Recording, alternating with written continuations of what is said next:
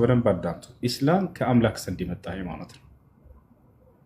አጠቃላይ ምድር ላይ ሃይማኖቶችን ሁሉ ፈልግ፣ እዚሁ ምድር ላይ ከሰዎች ዘንድ የተመሰረቱ ናቸው።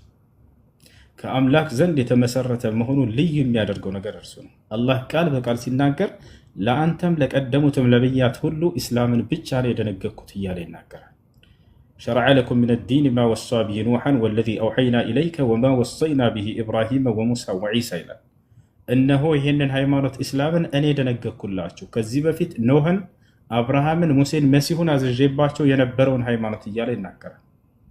በሌላ ቦታ ላይ እነ ዲነ ዒንደ ላሂ ልኢስላም ይላል። ከእኔ ከአምላካቸው ዘንድ ቀጥተኛው ሃይማኖት ኢስላም ብቻ ነው ይላል።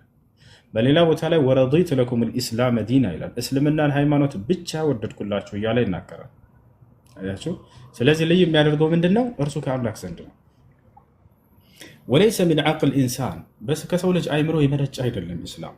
ወላ ሚን ዘውቅ አደቢ ወይም ከአዳማውያኖች የሆነ ከነርሱ የጣማቸውና እነርሱ ያማራቸው ሆኖ የተደነገገ ነገር አይደለም። ወላ ሚን ወضዕ በሸሪ ልክ እንዲሁ ከሰው ልጆች ያስቀመጡት ነገርም አይደለም፣ ከሰው ልጆች የተፈጠረም አይደለም። ቃለ ላሁ ተዓላ አምላክ አላህ አስመልክቶ ምን ይላል? ኢነ ዲነ ዒንደ ላሂ ልኢስላም፣ ከእኔ ከአላህ ዘንድ ቀጥተኛው ሃይማኖት እስልምና ነው ይላል። ወማ እኽተለፈ አለዚነ ኡቱ ልኪታብ ኢላ ሚን ባዕድ ማ ጃአሁም ልዕልሙ በግያን በይነሁም ወመን የክፉር ቢአየት ላህ ፈኢነ ላህ ሰሪዑ ልሒሳብ። ወጃአ ረጁሉ ሚን አህሊ ልባድያ ከገጠር ሰዎች መካከል አንድ ሰው መጣ ከዕለታት አንድ ቀን ፈቃለ እንዲህ አለ፣ ያ ሙሐመድ ሙሐመድ ሆይ አላቸው፣ አታና ረሱለክ የአንተ መልእክተኛ ወደኛ የላከው መጥቷል አለ።